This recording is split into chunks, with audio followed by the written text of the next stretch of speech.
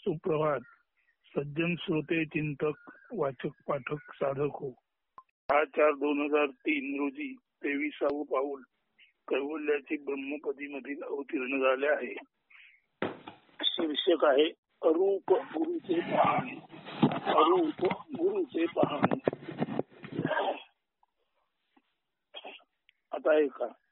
गुरु आहे येथे, गुरु आहे येथे, गुरुचा सुकाळ परिशिष्याचा काल. गुरुदेव पाहे, गुरुदेव पाहे, परिणा कुणी येथे काही घेऊ पाहे. गुरु आहे विद्यालयी, परिशिष्य मध्यालयी. गुरु जेथे असावा तेथे खचितची असतो, परिशिष्य तेथे क्वचितची असतो. गुरु सुगंध केवळा, शिष्य भ्रम बेवडा. गुरु ज्ञानी स्थिर, शिष्य ज्ञानी अस्थिर. एक देणे पणी उदार, दुसरा करंटे पणी निराधार. अरूप गुरु पाव साधार, तरी होई तू साक्षी निराधार. गुरु आहे येथे, गुरु आहे येथे असे द्विवार आले आहे. असे द्विवार का उमटले? निश्चय, खात्री यामधून स्पष्ट होते. यातील येथे या शब्दालाही फार फार महत्व आहे. येथे म्हणजे या स्थळी, ठिकाणी, जागी होय. येथे म्हणजे या स्थळी, ठिकाणी, जागी होय. म्हणजे वाचक श्रोता जेथे असेल तेथे, लेखक वक्ता जेथे असेल तेथे, एकूणात कोठेही कधीही गुरु विद्यमान असतो, उपस्थित असतो. हवा, प्राणवायू, प्राणशक्ती, ऊर्जा, प्रकाश यांचे अस्तित्व सर्वत्र असतेच असते. जेथे अंधार असतो तेथेही त्याचे असणे ज्यामुळे कळते, जाणवते, समजते. ती जाणीव, ते आकलन, समज म्हणजे प्रकाशच असतो. प्रकाश मग तो असो सूर्याचा, जाणीवेचा, ज्ञानाचा, अगदी कशाचाही, प्रथमचा आणि नित्याचा, कायमस्वरूपी असा तो प्रकाशच असतो. तर प्रकाशाचे नित्य असणे असते. तसेच गुरु सुद्धा नेहमी आणि नेहमी करता असतोच असतो. गुरु म्हणजे मोठा, व्यापक, असीम, अमर्याद, अनादी, अमध्य व अनंत असे जे जे काही असते ते तत्वता गुरुच असणार, विशालच असणार. तर अशी विशालता म्हणजे गुरु. म्हणून गुरु हे तत्व आहे, भाव आहे. मात्र हे तत्व सांगणारा, स्पष्ट करणारा जो कोणी असतो तो नेमकेपणी गुरु असतो का? याचे अचूक उत्तर समजून घेणे अगत्याचे आहे. आकाश पाहताना द्रष्टा, दृश्य यांचा लोप झाला की केवळ जे उरते ते काय असते? ध्यान द्या. अनंत विराट आकाश पसरले आहे. ते जो पाहत आहे तो आहे द्रष्टा. जोपर्यंत तो द्रष्टा आहे तोपर्यंत द्रष्ट्याला म्हणजे त्याला अनुलक्षून काहीतरी किंवा त्याची ज्या संदर्भात ज्यावर क्रिया चालू आहे असे ते असते किंवा ते विद्यमान असते. जोपर्यंत द्रष्टा आहे तोपर्यंत द्रष्ट्याला अनुलक्षून काहीतरी किंवा ज्याची म्हणजे द्रष्ट्याची ज्या संदर्भात ज्यावर क्रिया चालू असते किंवा आहे ते विद्यमान असते.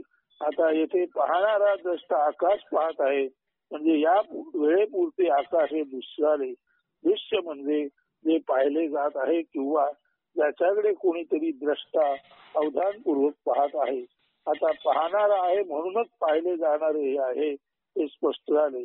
येथे आकाश पाहते हे ठीक आहे, तरीही प्रत्यक्षात आकाश पाहणाऱ्याला डोळ्याने जे दिसेल, मनाला जे भावेल, बुद्धीला जे स्पर्श करील, हृदयाला जे छेडेल ते असेल दर्शन.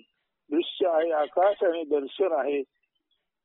द्रष्ट्याने दृश्याकडे पाहताना द्रष्ट्याला मन, बुद्धी, हृदय यांना एकाच वेळी स्पर्श करून जे बाहेर आले ते दर्शन आहे. द्रष्टा आणि दृश्य यांच्या एकतानतेतून, एक रसतेतून बाहेर पडणारे सार रूप, आशय रूप असे नेमके काहीतरी असते. द्रष्टा आणि दृश्य यांच्या बदलण्यानुसार दर्शन बदलते हे तर उघडच आहे. मात्र द्रष्टा आणि दृश्य एकच असले तरी दर्शन हर क्षणी बदलतेच बदलते हे नीट समजून घेतले पाहिजे. द्रष्टा ज्या भावावस्थेत असेल त्यानुसार दर्शन सतत बदलत असते. मग बरे द्रष्टा व दृश्य अगदी तंतोतंत सकृत दर्शनी एक असले तरीही एखादे लहान मूल आणि ते पाहणारी त्याची आई त्यांचे उदाहरण घेऊ. अगदी सतत काही वर्षे तीच आई त्याच मुलाला पाहत आलेली असते. मात्र तरीही प्रत्येक क्षणी दर्शन वेगळेच असते. याचे कारण उघड आहे. आई द्रष्टा आणि सतत वेगवेगळ्या भावा असतात ती असते. याचे कारण उघड आहे. आई म्हणजे द्रष्टा सतत वेगवेगळ्या भावावस्थेत असते. शक्य आहे की ते मूळ किंवा दृश्य सुद्धा वेगवेगळ्या भावावस्थेत असते. आता येथे दोन भाव कार्यरत आहेत, द्रष्ट्याचा भाव आणि दृश्याचाही भाव. द्रष्टा दृश्याकडे पाहताना त्याचा एक भाव आहे आणि त्याच वेळी दृश्य हे जाणीवपूर्वक द्रष्ट्याकडे म्हणजे मूळ आईकडे पाहत नसले तरीही त्याचा काही ना काही भाव आहेच आहे. म्हणजे द्रष्टा व दृश्य एकच एक असले तरी द्रष्ट्याच्या भावाचा आणि दृश्याच्या भावाचा द्रष्ट्याच्या म्हणजे आईच्या दर्शनावर परिणाम होतोच होतो. येथे मुलाऐवजी आकाश किंवा झाड दृश्य म्हणून समजले तरीही आकाशाला व झाडालाही काही ना काही भाव असतोच असतो. भाव म्हणजे काय? भाव म्हणजे असलेपणाची अस्तित्वाची पोचपावती. आकाश किंवा झाड, आई किंवा मूल ज्या त्यांच्या अशा विशिष्ट असलेपणामुळे हे असलेपण म्हणजे आकाशाचे व्यापकत्व, झाडाचे हिरवेगार टवटवीतपण, आईचे मातृ हृदय आणि मुलाचे शैशव. म्हणून आकाश किंवा झाड, आई किंवा मूल ज्या त्यांच्या अशा विशिष्ट असलेपणामुळे आकाशाचे व्यापकत्व, झाडाचे हिरवेगार टवटवीतपण, आईचे मातृ हृदय आणि मुलाचे शैशव किंवा विशिष्ट गुणामुळे ओळखले जातात. नेमकेपणाने आपल्या समोर उभे राहतात त्या गुणांना भाव असे म्हणतात. हे गुण नसतील तर झाड, आकाश, आई, मूल त्या गुणांच्या नसलेपणामुळे अभावामुळे तसे ओळखले जाणार नाहीत किंवा ओळखता येणार नाहीत. ध्यानात घ्या, झाड, आई, आकाश, मूळ नष्ट होणार नाहीत. ध्यानात घ्या, झाड, आई, आकाश, मूळ नष्ट होणार नाहीत तर ओळखता येणार नाहीत. दुसरी एक गोष्ट समजून घेतली पाहिजे ती अशी की आई, मूल, झाड, आकाश यांचा प्रमुख भाव किंवा त्यांच्या असलेपणाची मुख्य खूण जरी कायम एक आणि एकच असली तरीही आजूबाजूच्या परिस्थितीमुळे, वातावरणामुळे त्यांच्या मूळ भावात फार मोठा बदल झाला नाही तरीही थोडाफार कमी जास्त बदल होत असतोच. म्हणूनच द्रष्टा व दृश्य यांच्यात सातत्याने भाव बदल होत असतो असे वर म्हटले आहे. या भाव बदलामुळेच दर्शनातील सतत कमी जास्त बदल होत असतो. मात्र जर द्रष्टाच नसेल तर दृश्य तरी असेल का आणि दर्शन तरी असेल का? नाही ना. म्हणजे द्रष्टा असा बिंदू आहे ज्याच्या अंतःकरणातून सूर्यातून किरण बाहेर पडावेत तसे दृश्य व दर्शन बाहेर पडते. जेथे द्रष्टा नाही तेथे दृश्य व दर्शन असणार कसे व तेथे दृश्य व दर्शन संभवणार तरी कसे? दृश्य व दर्शन ज्या केंद्रातून बाहेर पडतात त्या केंद्राला द्रष्टा असे म्हणतात. म्हणजे द्रष्टा, दृश्य, दर्शन या त्रिपुटीपैकी दृश्य व दर्शन द्रष्ट्यातच असतात. आता दृश्याची व दर्शनाची उत्पत्ती समजली, मग जो उरला तो द्रष्टा, तो कुठून जन्माला आला? फार गहन प्रश्न आहे हा. दृश्य व दर्शन द्रष्ट्याशिवाय असू शकत नाही. दृश्य व दर्शनाचे उत्पत्ती स्थान द्रष्टा आहे. ठीक आहे, येथे एक दुसरी धारणा संभवते. दृश्य व दर्शन नसेल तर द्रष्टा तरी असू शकतो का? नाही ना. म्हणजे द्रष्टा आहे म्हणून दृश्य आहे व दर्शन आहे हे सत्यच आहे. मात्र सत्य असंही आहे की दृश्य व दर्शन असताना द्रष्टा आहे असे म्हणण्यालाही काही अर्थ नसतो. सारांश, द्रष्टा, दृश्य व दर्शन यांचा एकाच वेळी संभव असणे महत्वाचे आहे. त्यातील एकही जरी नसेल तरी दुसरे दोन आहेत या म्हणण्याला अर्थ नसतो. द्रष्टा नसताना दृश्य व दर्शन असू शकत नाही, तसेच दर्शन नसताना द्रष्टा व दृश्य अर्थशून्य ठरतात. हे यासाठी सांगायचे आहे की मागे आपण एकदा असं म्हटलेलं आहे की सुरुवातीपासून काही ना काहीतरी असते. ते जे काही ना काहीतरी असते ते निर्गुण निराकारातून उद्भव वर आलेले असते आणि ते निर्गुण निराकारातून जे उद्भव झालेले आहे, वर आलेले आहे ते प्रदर्शन म्हणजे पुढे आलेल्यासारखे असते. तेव्हा आपण म्हटलं होतं की प्रथम दर्शन आहे. त्या दर्शनाला पाहणारा जेव्हा कोण येतो, त्या दर्शनाबद्दल जाणणारा जेव्हा कोणतरी येतो, तेव्हा द्रष्टा येतो. आणि द्रष्टा आणि दर्शन याच्यामध्ये जो अनुबंध निर्माण होतो त्याला दृश्य म्हणतात. तिथे आपण असे म्हटले होते की दर्शन आधी आहे, मग द्रष्टा आहे आणि त्याच्यानंतर दृश्य आहे. इथे आपण म्हणतो प्रथम द्रष्टा आहे, नंतर त्या द्रष्ट्यातून गेलेली दृष्टी ज्याच्यावर पडते ते दृश्य आहे. आणि ते दृश्य द्रष्टा जेवढे पाहतो तेवढ्या पुरतेच म्हणजे खंडित असते. त्या खंडिताच्या पाठीही जे अखंडित आहे ते दर्शन आहे. तेव्हा मागे आपण म्हटलं दर्शन आधी आहे, द्रष्टा दृश्य नंतर आहे. आणि येथे आपण म्हणतो द्रष्टा आधी आहे, दृश्य दर्शन नंतर आहे. खरे तर यातील सूत्र एकच आहे की द्रष्टा दृश्य दर्शन ते एकाच वेळी असतात. यातील एक जर नसेल तर उरलेली दोन असली काय तर नसली काय त्याने फरक पडत नाही. ती खऱ्या अर्थाने नसल्यासारखी असतात. म्हणजे द्रष्टा दृश्य दर्शन ही एकाच वेळी असतात. आणि यातील एक नसेल तर दुसरी असून नसल्यासारखी असतात.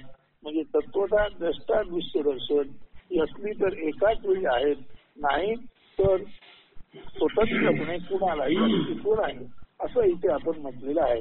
तर आता पुढे गोंधळात पडण्याची गरज नाही. द्रष्टा दृश्य दर्शन या गोष्टी परस्परावलंबी आहेत. खरे तर स्पष्टपणे सांगायचे म्हणजे या तीन मिती नाहीतच, ही तीन परिमाणे नाहीतच. एकच माणूस विशिष्ट भूमिकात वेगवेगळा असतो. जसे नटाने राजाची, रंकाची, शिपायाची भूमिका करावी, मात्र तरीही तो खरे तर नटच असावा. नट म्हणजे काय? नट म्हणजे असा माणूस जो वेगवेगळ्या भूमिका साकारतो किंवा नटवितो. इथेही एकच माणूस आहे, इथेही एक माणूसच आहे, मात्र डोळ्यांनी किंवा बुद्धीने आणि मनोहृदयाने पाहताना तो आहे द्रष्टा. इथेही एक माणूसच आहे, मात्र डोळ्यांनी किंवा बुद्धीने आणि मनोहृदयाने पाहताना तो आहे द्रष्टा. हाच द्रष्टा आकाश पाहत आहे. त्या आकाशाला दृश्य म्हटले आहे. येथे आकाश जरी दृश्यरूप असले तरी मूळ आकाश दृश्य नसते. आकाश त्याच्याकडे कोणी पाहत नाही तेव्हा काय असते? तेव्हा ते केवळ आकाश असते. त्याच्याकडे जेव्हा हेतूने पाहिले जाते तेव्हाच ते दृश्य होते. म्हणजेच माणूस जेव्हा हेतुता पाहतो तेव्हा द्रष्टा असतो. माणूस जेव्हा हेतुता कशातरी पाहतो तेव्हा ते काहीतरी येथे आकाश दृश्य असते. आता असा हेतुता पाहणारा द्रष्टा आणि तो हेतुता ज्याकडे पाहत आहे ते आकाश किंवा दृश्य, यामध्ये एक आंतरिक प्रक्रिया सुरू होते. त्या प्रक्रियेला दर्शन प्रक्रिया म्हणतात. या प्रक्रियेतून जे साररूप बाहेर पडते ते दर्शन होय. म्हणजेच एका माणसाला हेतू जोडला गेला आणि द्रष्टा दृश्य दर्शन यांची निर्मिती झाली. आता जर हेतू नष्ट झाला तर काय होईल? आकाश न उरेल दृश्य, ते असेल केवळ आकाश. माणूस नसेल द्रष्टा, तो असेल केवळ माणूस. माणूस आणि आकाश यांच्यात संबंध प्रस्थापित न झाल्याने दर्शन प्रक्रिया नसेल आणि अर्थात दर्शनी नसेल. येथे हेतू ही संकल्पना तपासून पाहिली पाहिजे. हेतू म्हणजे काहीतरी अपेक्षेने काहीतरी कृतीचा जन्म, ज्यामधून कर्ता कर्म क्रिया या त्रिपुरीचा उद्भव होतो. हेतू नसेल तर कर्ता कर्म क्रिया, द्रष्टा दृश्य दर्शन, साक्षी साक्षीत्व साक्षात्कार यापैकी काही असू शकत नाही. हेतू लहान मोठा, चांगला वाईट, सुष्ट दुष्ट असा काही नसतो. हेतू म्हणजे जाणीवपूर्वक केलेली कृती. आकाश पाहणे हा सुद्धा हेतू असू शकतो. म्हणजेच हेतू शिवाय हेतूवर आधारित जग नसते. सारे त्रिमितीत ओळखले जाणारे जग हेतू लक्षित असते.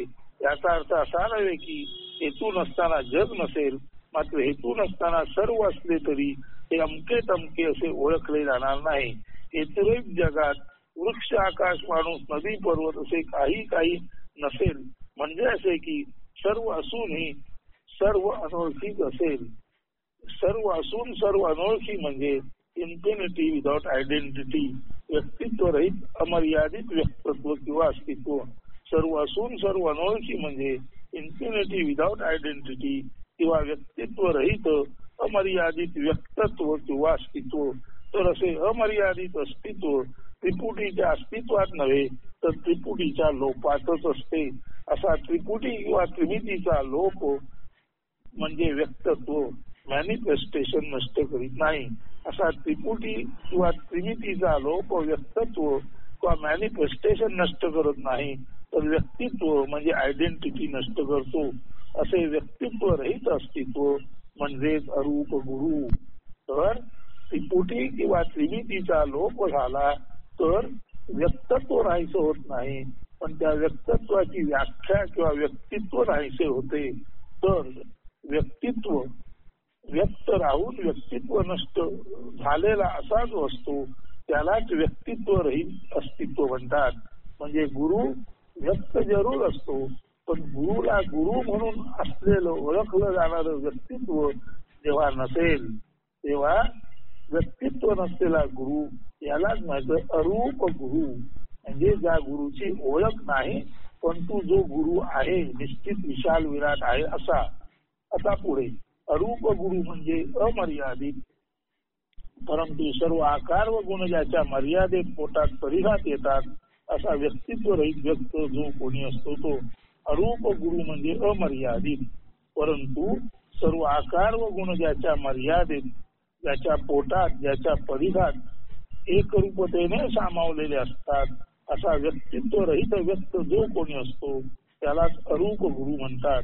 गुरुने व्यक्तित्व रहित का असावे किंवा अधिक अचूकतेने सांगायचे तर गुरु व्यक्तित्व रहितच का असतो. उघड आहे, व्यक्तित्व ही मर्यादा आहे. गुरु याचा अर्थच विशाल असा आहे. किती विशाल हा प्रश्नच चुकीचा असतो. गोड म्हटल्यावर किती गोड हा प्रश्न सुद्धा चुकीचाच आहे. विशाल गोड यांची तुलना होऊ शकली तर विशाल ते काय उरणार व कसे उरणार, तसेच गोड ते काय उरणार व कसे उरणार. म्हणून दोन गोडीची, दोन विशालत्वाची तुलना करता येत नाही. विशाल इथून तिथून विशालच असते आणि गोड सुद्धा इथून तिथून गोडच असते. विशाल गोड सत्य यात कमी जास्त तुलना क्रम असे काही नसते. तसे असेल तर विशाल गोड सत्य यात कमी जास्त तुलना क्रम असे काही नसते. तसे असेल तर विशाल हे विशाल राहणार नाही, गोड हे गोड राहणार नाही आणि सत्य हे सत्य असू शकणार नाही. असे असूनही जी तुलना केली जाते ती का केली जाते. गोडाबाबत, विशालतेबाबत, सत्याबाबत कमी जास्त तुलनात्मक बोलले जाते ते का बोलले जाते. त्याचे कारण एकच की बोलणारा हेतुलक्षी बोलत असतो. जेथे जेथे हेतू आला तेथे तेथे यानाच्या तऱ्हेची त्रिपुटी त्रिमिती आली. त्रिपुटी व त्रिमिती तर मर्यादाच दर्शवते. म्हणजेच वक्ता व लेखक यांच्यामुळेच वक्ता विषय वक्तव्य किंवा लेखक विषय लिखाण यांचा संबोध आला. अशा त्रिमितीत त्रिस्तरीय मर्यादेचे स्पष्ट दर्शन होते. म्हणजे बोलणाऱ्याला किंवा लिहिणाऱ्याला, म्हणजे बोलणाऱ्याच्या किंवा लिहिणाऱ्याच्या मर्यादेचा आरोप गोड विशाल सत्य यावर केला जातो. असे गोड, असे विशाल, असे सत्य आरोपित करणे किंवा त्याला मर्यादित करणे, तुलनेत बोलणे किंवा पाहणे यामुळे फक्त सिद्ध होते वक्ता वा लेखकाचे खुलेपण किंवा मर्यादा. त्यामुळे सत्य, गोड, विशाल त्यांच्या सत्यत्वाला, गोडीला आणि विशालत्वाला बाधा येत नाही. म्हणजे सत्य, विशाल, गोड हे सुद्धा अमर्याद भावच आहे. गुरु सुद्धा अमर्याद भावच आहे. कोणताही अमर्याद भावच तत्व असतो. असा अमर्याद भाव जेव्हा कार्यरत असतो त्यावेळी व्यक्त परंतु व्यक्तित्व रहित अस्तित्व गुरु असतेच असते. असा अमर्याद भाव जेव्हा कार्यरत असतो त्यावेळी व्यक्त परंतु व्यक्तित्व रहित अस्तित्व म्हणजे व्यक्तित्व रहित गुरु असतोच असतो. केवळ गुरुत्व असीमता, विशालता असते तेथे, मात्र व्यक्तित्वात गुरु असू शकत नाही. व्यक्तित्व रहित गुरु हा आयलेस आहे, म्हणजे इन्फिनिटी विदाउट आयडेंटिटी असतो. तर असा हा रूप गुरु सर्वत्र सदा सर्व काळ असतोच असतो.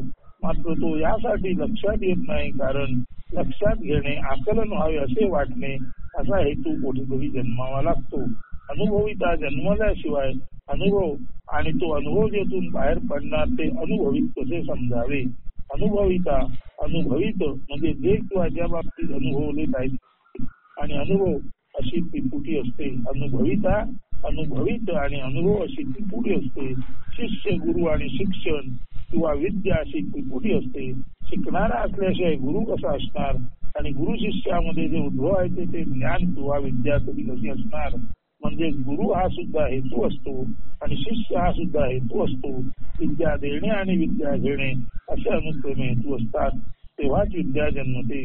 गुरु शिष्य विद्या आणि शिष्य गुरु विद्या असे त्याचे स्वरूप असते. म्हणजे विद्या देणे घेणे असे हेतू असतात, तेव्हा गुरु शिष्य व्यक्तित्वात असतात. असे हेतू नसतात तेव्हा गुरु शिष्य असतातच, मात्र ते अरूप असतात. अरूप म्हणजे नीट समजून घ्या. अरूपता म्हणजे रूप नसणे नव्हे, अरूपता म्हणजे रूपासहित असूनही रूप सहित व लक्षात न येणे. आकाश पाहणारा कोणी नसतो, झाड पाहणारा कोणी नसतो, तेव्हाही आकाश झाड असतेच असते. तसेच गुरु हवा असणारा कोणी नसतो तेव्हा, आणि शिष्य हवा असणारा कोणी नसतो तेव्हाही अनुक्रमे गुरु व शिष्य असतातच असतात. गुरुच्या शोधात गुरु मिळावा या हेतूसहित कोणीही नसतो तेव्हा गुरु असतोच असतो. तसेच शिष्याच्या शोधात शिष्य मिळावा या हेतूसहित कोणीही नसतो तेव्हाही शिष्य असतोच असतो. म्हणजेच अपेक्षा नसतानाही गुरु शिष्य असतातच असतात. अपेक्षा रहित गुरु शिष्य असणे म्हणजे अरूप गुरु व अरूप शिष्य असणे. येथे गुरु शिष्य देहधारी असूनही गुरु शिष्य अपेक्षित नाही. येथे गुरु शिष्य देहधारी असूनही गुरु शिष्य अपेक्षित नाही. येथे गुरु शिष्य देहधारी असूनही गुरु शिष्य अपेक्षित नाही. शिष्य गुरु अपेक्षित. येथे गुरु शिष्य असतातच.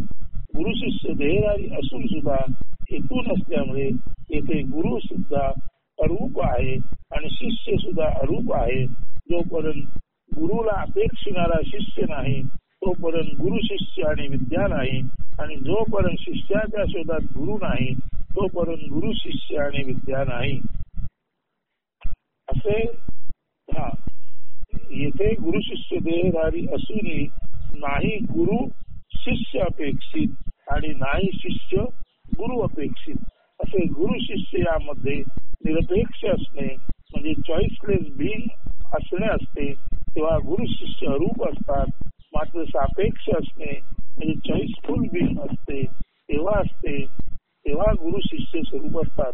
स्वरूप म्हणजे अपेक्षा, आवड, इच्छा, तळमळ या सहित रूप असणे असा अर्थ येथे आहे. आता स्वरूपता म्हणजे अपेक्षेसहित हेतू सहित रूप असणे आणि अपेक्षेविना हेतूविना रूप असणे म्हणजे अरूपता हे स्पष्ट झाले. आता स्वरूपता म्हणजे अपेक्षेसहित हेतू सहित रूप असणे आणि अपेक्षेविना हेतू विना रूप असणे म्हणजे अरूपता हे स्पष्ट झाले. मात्र आपण वर पाहिले आहे की हेतू अपेक्षा ही मर्यादितच आहे. हेतू अपेक्षा यामुळे व्यक्तित्व तयार होते. व्यक्तित्व ही तर मर्यादा आहे. गुरु याचा अर्थच जर व्यापक विशाल विराट असा आहे तर तो स्वरूप म्हणजे हेतूपूर्ण अपेक्षापूर्ण कसा असू शकतो.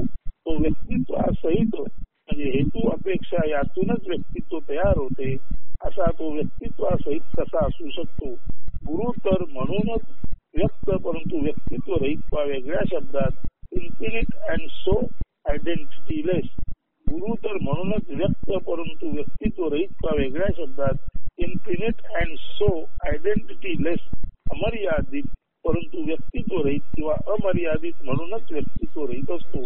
आता गुरु अरूप का व कसे ते स्पष्ट झाले. गुरु व्यक्तित्व रहित म्हणजे अपेक्षा हेतू रहित व्यक्त असतो हे सुस्पष्ट झाले. शिष्याचे काय? सतत केवळ शिकत असतो, न थांबता शिकत असतो, त्यालाच तर शिष्य म्हणतात.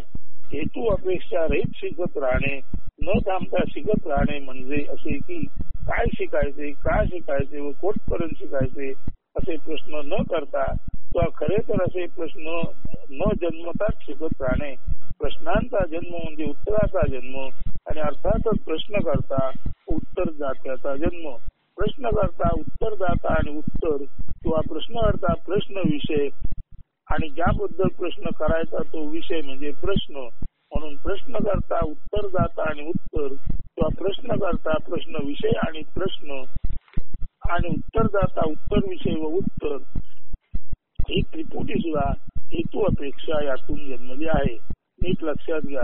प्रश्नकर्ता उत्तरदाता आणि उत्तर किंवा प्रश्नकर्ता प्रश्न विषय व प्रश्न आणि उत्तरदाता उत्तर विषय व उत्तर ही त्रिपुटी सुद्धा हेतू अपेक्षातून जन्मली आहे. असा हेतू अपेक्षा ही तर आहे मर्यादितता. मर्यादितता म्हणजे थांबणे, संपणे, बंधनात पडणे. ही तर स्वरूपता.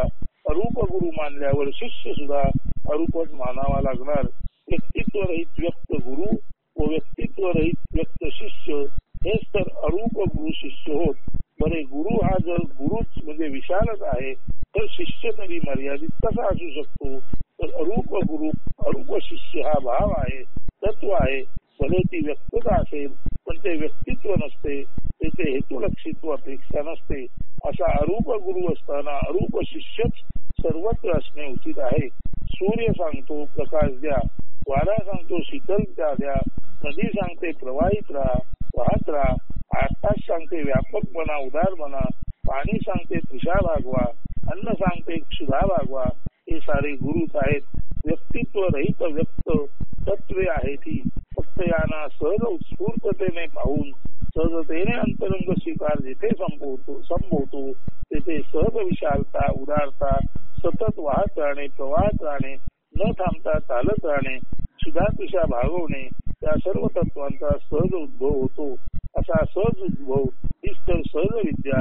अशी सहज विद्या उद्भवणारे असतात अरूप गुरु आणि सहज विद्या सहजतेने धारण करणारे असतात अरूप शिष्य. वर सांगणे म्हटले आहे, खरे तर ते सहज सूचन आहे.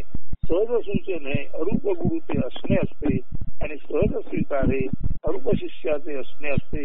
या अर्थाने सहज गुरु सर्वत्र असतो, अरूप गुरु सर्वत्र असतो. मात्र तिकडे सहजतेने पाहणारे सहज शिष्य अरूप शिष्य असतातच असे नाही. म्हणूनच अरूप गुरुचा सुकाळ आहे, अरूप शिष्यांचा मात्र दुष्काळ आहे. निसर्ग हा प्रायशः अरूप गुरुच आहे, तो सर्वत्र विद्यमान आहे. या अर्थी त्याचा सुकाळ आहे. मात्र त्याच्याकडे सहजतेने लक्ष गेल्या कारणाने त्याची नैसर्गिकता, सहजता, अनलंकृतता, अकृत्रिमता सहज स्वाभाविकतेने धारण करणारे अरूप शिष्य अभावाने आढळतात. अरूप गुरु अगदी आत्ता तेथेच आहे, त्याचा सुकाळ आहे. मात्र अरूप शिष्याचा अभाव दुष्काळ आहे. हा अरूप गुरु हे आकाश, ही नदी, हा सागर, हा हिमालय, ही हिरवीगार झाडे, फुले, फळे, पक्षी सर्व उदारतेने देत आहे. मात्र तितक्याच सहजतेने व्यापकता, प्रवाहीपण, अंतःकरणाची खोली, मनाची उत्तुंगता, प्रसन्नता, प्रफुल्लता, मधुरता, संगीतमयता कुणी घेण्यास उत्सुकच नाही. अरूप शिष्य अभावानेच आहेत. अरूप गुरु सहजतेने ज्ञान देत आहे. अशा अर्थी तो ज्ञान जेथे उद्भवते त्या गृहात, आलयात, मंदिरात, घरात आहे. मात्र अरूप शिष्य नसल्याने गुरु विद्यालयात आहे परंतु शिष्य नाहीच अशी अवस्था आहे. जर थोडेफार कुणी काही शिकू पाहिजे तर ते हेतुलक्षी शिकणे असते.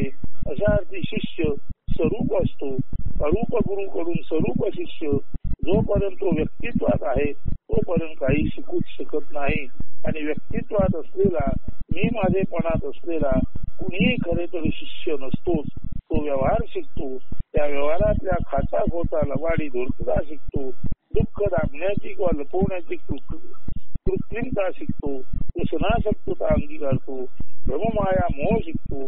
हे त्याचे शिकणे अरूप गुरुकडून त्याला मिळणे शक्यच नाही. हे तो सारे त्याच्यासारख्या स्वरूपाकडून, व्यक्तित्वाकडून शिकतो. त्याला तो गुरु म्हणतो इतकेच. लबाडाकडून लबाडी, चोराकडून चोरी, मद्यप्याकडून मद्यप्राशन अंगीकारणे शिकणे त्याला विद्या म्हणत नाहीत. ती अविद्या असते. सारांश अशिष्य गुरु, सारांश अशिष्य अगुरुकडून हे सारे शिकत असतो. सारांश अशिष्य म्हणजे शिष्य म्हणता येत नाही असा, अगुरुकडून जोला गुरु म्हणता येत नाही असा.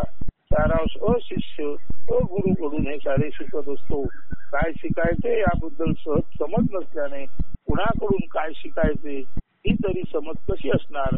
म्हणजे खरा गुरु अरूप असला तरी खरा शिष्य नसतो किंवा अभावाने आढळतो, हे वास्तव आहे. अशा वेळी जो शिष्यच नाही तो अशांकडून, ऐऱ्यांकडून काहीतरी शिकत असतो, याला तो विद्या म्हणतो. वास्तवात ती अविद्या, वास्तवात ती असते अविद्या. आज शाळा महाविद्यालय यामधून उदरनिर्वाहाच्या दृष्टीने काहीतरी उपयोजित कौशल्य, अप्लाइड स्किल्स शिकवले जाते. ही अविद्या आहे. धूर्तता, लबाडी आहे. हा भ्रम आहे, माया आहे. विद्यालये ही खरी तर मध्यालये आहेत. येथे मी माझे पण भेदाभेद व्यक्तित्वे घडवली जातात आणि पर्यायाने अद्वैत अभेद सर्वस्व भाव अखंडता ही मूल्ये बिघडवली जातात, मातीमोल केली जातात. खराखुरा गुरु अरूप गुरु विद्यालयात म्हणजे निसर्गात आहे. मात्र शिष्य किंवा अशिष्य जेथे आहेत ती मध्यालये आहेत. भेदाभेद माझे तुझे पण शिकवणारी मध्यालये आहेत. भ्रम जोपासणारी मिथ्यत्व असत्य भिनवणारी ही आहेत विशालये. सर्वत्र विषमयता पसरवली जात आहे. अशा अर्थी गुरु विद्यालयी आणि शिष्य खरे तर अशिष्य मध्यालयी आहेत. इथे सांगायचे हेच आहे की आत्मविद्या जी आहे ती निसर्गाकडून, ती अरूप गुरुकडून त्याला शिकता येते, जो निसर्ग म्हणून राहू शकतो. म्हणून खराखुरा गुरु हा व्यक्तित्व रहित असतो, खराखुरा शिष्य हा व्यक्तित्व रहित असतो. खराखुरा गुरु निसर्गात सर्वत्र आहे आणि खराखुरा शिष्य जोपर्यंत निसर्ग आहे तोपर्यंत तो शिष्य सुद्धा निसर्गात आहे. म्हणजे गुरु सन्निध आहेच आहे. मात्र याची जाण नसल्या कारणाने काहीतरी हेतुलक्षी मागायला जाणारा, हेतू असलेला शिष्य आणि त्याचा हेतू पुरवणारा गुरु हे खरे तर मद्यपी आणि मद्य पुरवणारा अशा तऱ्हेचं हे नातं आहे. येथे खऱ्या अर्थाने आत्मविद्या नाही आणि आत्मविद्या सोडून सर्व तांत्रिक गोष्टी, सर्व कौशल्ये, सर्व उदरभरणाची साधने, सर्वच्या सर्व गोष्टी प्रामाणिकपणे सांगायचं झालं तर त्यांना अविद्या म्हणतात. अविद्येमुळे कदाचित पोट भरेल, अविद्येमुळे कदाचित माणूस 100 वर्ष जगेल, परंतु यातील कुठल्याही अविद्येमुळे माणसाला 10 वर्ष असो, 5 वर्ष असो, 15 वर्ष असो, लहान आयुष्य असो किंवा मोठं आयुष्य असो, पूर्णपणे समाधानी जगता येणार नाही. पूर्णपणे समाधानात समत्वाच्या अधीन जगता येते. अशा विद्येला आत्मविद्या म्हणतात. तीच खरी विद्या होय. बाकी सर्व विद्या ह्या अविद्या आहेत. अशा अर्थाने या सर्व विद्या देणारे सुद्धा जे गुरु आहेत ते स्वरूप गुरु म्हणजे गुरु नसल्यासारखेच आहेत आणि ते घेणारे शिष्य हे सुद्धा स्वरूप शिष्य असल्यामुळे खऱ्या अर्थाने शिष्य नव्हे. तेव्हा खरा गुरु अरूप असतो, खरा शिष्य अरूप असतो आणि खरं ज्ञान हे सर्वाच्या पलीकडचं आपल्या मुळाचं आत्मज्ञान असतं आणि ते सर्वांना सदा सर्वकाळ समाधान देतं. म्हणूनच खरं गुरु ज्ञान म्हणजे आत्मज्ञान, खरा गुरु म्हणजे अरूप गुरु आणि खरा शिष्य म्हणजे अरूप शिष्य म्हणजे व्यक्तित्व रहित गुरु, व्यक्तित्व रहित शिष्य म्हणजेच खऱ्या अर्थाने सद्गुरु, सत्शिष्य. आणि त्यांच्यामध्ये जे आदान प्रदान होते ते जीवनामध्ये समत्वाच्या अधीन कसं राहावं याबद्दल होते. आणि असं समाधान जिथे दिलं जातं तिलाच विद्या म्हणतात. तीच आत्मविद्या. बाकी सर्व अविद्या आहेत हे ते स्पष्ट करून सांगत आहे. तर खरा गुरु अरूप गुरु विद्यालयात म्हणजे निसर्गात आहे. मात्र शिष्य किंवा शिष्य जेथे आहेत ती मध्यालय आहेत. भेदाभेद माझे तुझे पण शिकवणारी मध्यालय आहेत. भ्रम जोपासणारी मिथ्यत्व असत्य भिनवणारी आहेत. तिथे तुलना स्पर्धेला महत्व दिले जाते. अशी विद्यालये सर्वत्र विषमयता पसरवत आहेत. अशा अर्थी गुरु विद्यालयी आणि शिष्य खरे तर मध्यालयी आहेत. गुरु जेथे असायचा तेथे म्हणजे निसर्गात आहे, मात्र शिष्य तेथे नाही. खरा गुरु निश्चितपणे त्याने जिथे असायला पाहिजे तेथे म्हणजे निसर्गात आहे, मात्र खरा शिष्यच तेथे नसल्याने असा हा खोटा शिष्य किंवा अशिष्य खोट्या जागी की जेथे गुरुही त्याच्यासारखेच खोटे भेदाभेदात मी तुपणात आहेत तेथेच असतो. खोटा शिष्य आणि खोटा गुरु एकाच मध्यालयात एकच मध्य, एकच मोह, एकच माया यांचे प्राशन करीत असतात. सद्गुरु खचितच असायला पाहिजे तेथे आहे, मात्र शिष्य मध्यालयात आहे. तो क्वचितच योग्य जागी असतो किंवा आहे. सद्गुरु हा सुगंधित केवढा आहे आणि शिष्य हा भ्रमामुळे वेडा वाकडा वागणारा भ्रमवेवळ आहे. त्याला धुंदी आले आहे. ही धुंदी आहे मी माझेपणाची. असे खरे कारण म्हणजे सत्शिष्य क्वचितच आढळतो. आहेत ते सारे अशिष्य किंवा वाईटाकडे ओढा असणारे असत शिष्य. सद्गुरु ज्ञानात स्थिर असतो म्हणजे तो व्यक्तित्व रहिततेने व्यक्त असतो. तो आयलेस किंवा आयडेंटिटीलेस इन्फिनिटी असतो. तो खरे तर व्यक्त असून अरूप असतो, अमर्याद विशाल असतो. व्यक्तित्व रहिततेने व्यक्त असणे हेच तर ज्ञानात स्थिर असणे आहे. सूर्याला माहिती नाही की त्याच्यापासून जग प्रकाशी होते. असाच गुरु स्वतःची ओळख व्यक्तित्व पुसून गेलेला असतो. तेव्हाच तो सूर्यासारखा प्रकाश देणारा, ज्ञान प्रकाश देणारा असतो. अशा आत्मप्रकाशात ज्ञानात गुरु स्थिर अचल अढळ ध्रुव असतो. मात्र शिष्य जो अशिष्यच आहे, मी माझेपणात व्यक्तित्वात भेल काढणारा, इकडून तिकडे व्हॉलीबॉल सारखा टोलवला जाणारा, अज्ञानात गोंधळलेला अस्थिर चंचल मनोवृत्तीचा असतो. त्याचे हे अस्थैर्य अज्ञानातून, मी माझेपणातून, मर्यादिततेतून आणि खरे तर व्यक्तित्वातून उद्भवलेले असते. तर असा हा अरूप गुरु देण्यासाठी, उदारतेसाठी सुश्रुत आहे, प्रसिद्ध आहे. मात्र अशिष्य कळंट आहे, कारण तो व्यक्तित्वाच्या सीमा ओलांडू पाहत नाही, संकुचितता सोडू पाहत नाही. त्याची ही मर्यादितता, त्या मर्यादिततेतच समाधान, त्याची मर्यादितता आणि त्या मर्यादिततेतच समाधान मानण्याची त्याची प्रवृत्ती त्याला निराधार बनवित आहे. जो मर्यादित आहे तोच सतत मागणी, याचना, अपेक्षा, इच्छा भीक मागत असतो. असे याचकत्वच त्याला निराधार बनवते किंवा सतत अंतरंगातून दुर्बल, निराधार किंवा परावलंबी बनवते. असा हा अरूप गुरु प्रत्यक्ष अनुभवता येतो. मात्र त्यासाठी सत्शिष्य असावे लागते, अरूप शिष्य असावे लागते. जगात जो जो साक्षीत्वात, तटस्थतेत, व्यक्तित्वरहित व्यक्ततेत असू शकतो, त्याला खात्रीशीररित्या अरूप गुरु भेटतोच भेटतो. असा अरूप गुरु साधारणतेने पाहणे निश्चित शक्य आहे.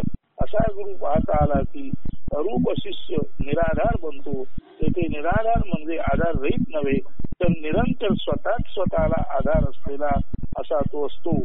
अरूप शिष्याला अरूप गुरुचा आधार तर असतोच असतो, परंतु आता त्या लक्षात येते की खरे तर त्याचाच त्याला आधार आहे. अरूप शिष्य हा स्वतंत्र असतो. उंचावर मोकळ्या आकाशात उडणाऱ्या वैनतेयासारखा तो स्वतंत्र असतो, मुक्त असतो. आता त्याला आधार त्याच्याच मुक्तीचा असतो. म्हणून अरूप गुरु विनाधार असतो. याचा अर्थ अरूप गुरु हा विना आधार म्हणजे बाहेरच्या अवलंबनाची गरज नसलेला असा खरा तर स्वाधार गुरु असतो. म्हणून अरूप शिष्य हाच विना आधार गुरु होतो. म्हणजे अरूप शिष्य ज्याला व्यक्तित्व नाही, तो अमर्यादित शिष्य असल्याने त्याचे शिक्षण अमर्यादित असते, त्याचं सर्व वागणं विराट असतं. अशा अर्थी अरूप शिष्यच अरूप गुरु बनतो. आणि एकदा का अरूप गुरु अरूप शिष्य झाला की तो विना आधार म्हणजे दुसऱ्याच्या अवलंबनाने न जगणारा, अशा अर्थी स्वाधार, स्वात्मा, स्वगुरुच असतो आणि तसाच तो राहतो. असेच आपणाला राहायचे असेल तर आत्मविद्येकडे सुजाण वाचक, चिंतक, साधक, पाठक हो. केवळ आणि केवळ या आत्मविद्येकडे तटस्थ लक्षणेद्वारे लक्ष देऊन असा असतो.